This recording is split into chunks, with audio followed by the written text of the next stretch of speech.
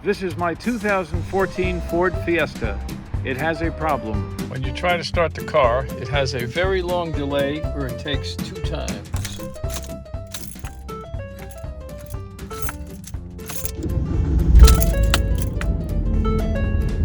So I'm going to replace this part, which is called an ignition switch, not to be confused with that ignition switch, but this ignition switch. First, we have to remove this upper housing by turning on the car, which allows us to expose this Torx screw and this Torx screw using this Torx screwdriver.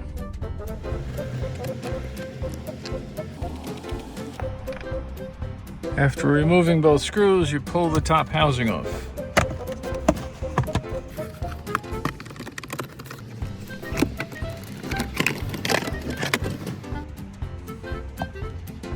Now we have to go below and remove this screw.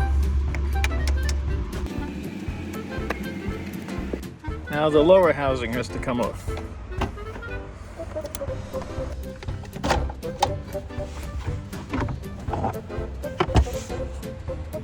Now we have to remove this blue ignition switch by pressing in this tab on top and the tab on the bottom and pushing it backwards.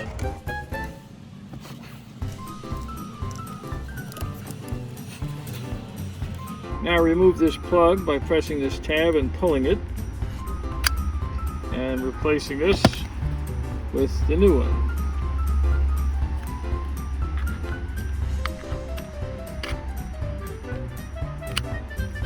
Now we snap in the new ignition switch where the old one was. Before we reinstall the housing, let's test it.